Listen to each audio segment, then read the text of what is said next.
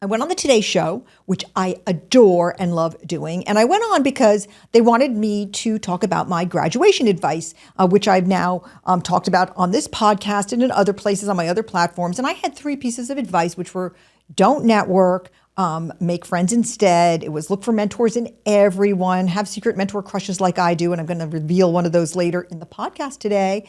And also smile with your teeth, which I was able to demonstrate on TV. And then I got both Hoda and Jenna smiling back at me with their teeth. So, and I talked about that. But afterwards, in part of the conversation afterwards, it was a wonderful long segment. Hoda asked me about some of my career advice that I give. And one of them is that when I go into my classes, every single semester, I say to my students, which of you have been fired? Who's been fired in here? And because these are bright and shiny MBAs, usually no one has been fired. Maybe one person has been laid off as part of sort of system-wide layoffs, but there's been nobody. They're too young, okay, to have gone through that very traumatic event. And I said that every semester I say to them, I can't wait until you're fired. I can't wait for that to happen to you because you realize that you live. And then that frees you up in your life to take more risk and to be more yourself sooner because it feels like a death. And then you find out it's a rebirth, okay? It happened to me. I'm not speaking out the side of my mouth. This is not some lofty academic talking about it.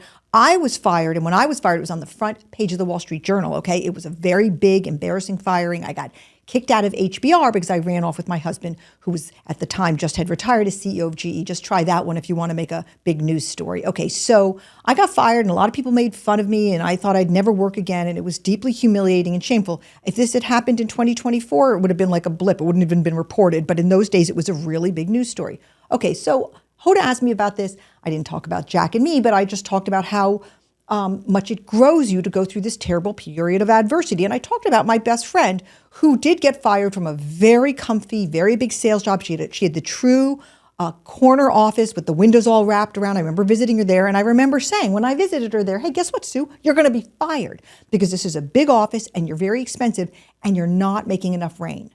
She was kind of sitting on her laurels. And she was not bringing in enough clients. I knew her that well that I knew how many clients she was bringing in. She was like, they'll never fire me. They'll never fire me. Well, one day I was on the treadmill and the phone kept on ringing and ringing and nobody disturbed mommy when she was on the treadmill in those days because that was the one little piece of time I had to myself. Mothers, do you feel me? And but the phone would not stop ringing. And so finally I got off the treadmill. This is before cell phones, if you can believe it. And she was sobbing hysterically and she said, I got fired. And I said, this is the best day of your life. And if you asked her today, she would say that was the best day of her life because it was dreadful. She was super embarrassed. She said she told my class once she felt like a fraud. Her whole career was a fraud. She was devastated. There was a lot of crying, but she started from scratch and she created a business which is now a multi-million-dollar business, the biggest PR firm in the Mid-Atlantic states. She became a gigantic success. She clawed her way back and she only did it because she was fired. Okay, I tell this story on Hoda. They post an Instagram post about it. And what happens? Well, I got a little bit of hate going on. I mean, it wasn't, I've had worse, believe me, in my career. But there were really negative comments. And they were like, this is privileged. And you can only do this if you have a safety net. You can only do this if you have a lot of money. And I think that my mistake, because I own some of this, is that I should have, when I was speaking on the Today Show, I should have said, granted, this is a wildly traumatic experience. It can feel like a public death. It is devastating. I don't want to minimize that. I mean, I think perhaps I was too blithe when I was just speaking about it because I'm far on the other side of it. But I do know that when you're fired, nobody goes, oh, la-di-da, I was fired. That it is deeply, it can be deeply disturbing. When my son was fired from his first job, he was like, hell yes, I'm free. Okay, so you can also have good experiences, but he had the safety net, all right? But here was my reaction. At first I wrote back to everybody saying, I'm very sorry. It was a very traumatic experience to you. And then I started thinking to myself, why are you not saying the exact truth that you feel? And so I want to kind of say it here, not kind of, I'm going to say it here, which is that trauma is okay sometimes and adversity is actually okay.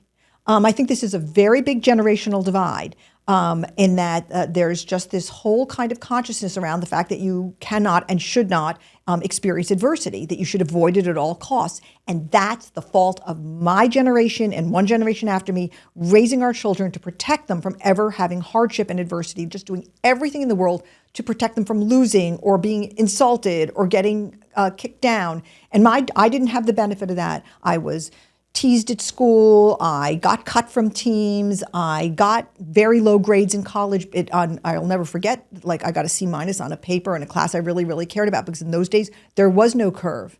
And I took a class I shouldn't have taken as a freshman, and there were really smart seniors in that class, and they, compared to their papers, I deserved a C minus. Nobody clawed her way back harder and faster than this little Sicilian girl, and I ended up getting an A in the class, I must tell you. But I got kicked in the teeth. And so I had experienced a lot of that. And I actually, I never even thought about the word trauma. None of us did in our generation. And but when I look back at it, I can tell you my entire childhood was trauma. Isn't everybody's childhood trauma? I actually know that my granddaughter has the happiest, least traumatic childhood that's ever been lived. And I think, okay, maybe maybe that's the upside of me having had it and making sure my kids didn't have, I don't know, maybe I'm just speaking in this generational moment, that the assumption going in is that you should avoid adversity at all costs. And what I was saying in that Hoda and Jenna interview was sometimes adversity is exactly what we need. Sometimes it's exactly like Fyodor Dostoevsky said when he wrote, "Suffering is the origin of consciousness." Now, I know that's an inflammatory quote. I was walking in the woods with one of my children. She's an artist, just a spectacular artist, a gentle soul. And we were walking our dogs in the woods because that's what we do sort of 40% of our lives. And as we were walking them, I was saying something about, I was talking about doing my PhD thesis. And I said to her, it's going to be brutal. It's going to be so hard. It's going to be terrible. There's going to be a few months where it's really going to be quite dreadful, da-da-da-da-da. I'm going to be teaching 10 classes at that time. I'm going to have like 400 students, but I'm also going to do my thesis. And she said, why do you do this to yourself? And then she said, oh, wait, don't answer that question. That's because you think life is hard and needs to be hard. And then she said, I guess I just don't believe that we were put on this earth to suffer and that life should be hard. I think life should be sweet and gentle. And we just disagree. And I said, oh, darling, I also think life should be sweet and gentle. I want that for you every minute of my life. I want that for everyone I love. And I actually do want it for myself. It's just that I know it can't be. And maybe it shouldn't be this way. Maybe my daughter's right. Maybe most of Gen Z is right in saying, why must it be this way? And it's a good existential question. Why must it be this way? But maybe things are really, really hard because they're worth it. Maybe that's just the way it goes. That's the way I've lived my life, and I've not been proven wrong on it yet. So I put that out there. I say this as my eyes fall on Pierre, who is sweet and gentle and reminds me that some things are really easy. Like, for instance, waking up in the morning and staring into his little yellow face and green eyes is very, very easy. And it came to me, and it was not hard to rescue Pierre because they carried him out of the shelter, and I was like, there's my dog. I knew it from the minute I saw him. But, any thoughts or comments, please let me know.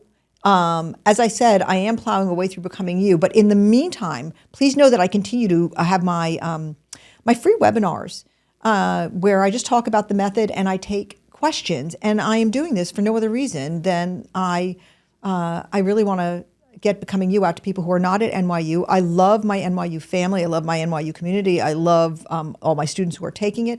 But sometimes I wish that other people in the world could take it. And so I have these webinars, and they're open to everyone. And as I said, utterly free. I will not try to sell you anything. I got nothing to sell you. Although I would like to have swag someday. I'd have to think about what the swag would say. But anyway, but there's nothing for sale. So just come, and if you're interested in how to do Becoming You, because the book won't be out for a year, come and listen to the webinar. You can sign up on my website, SuzyWelch.com.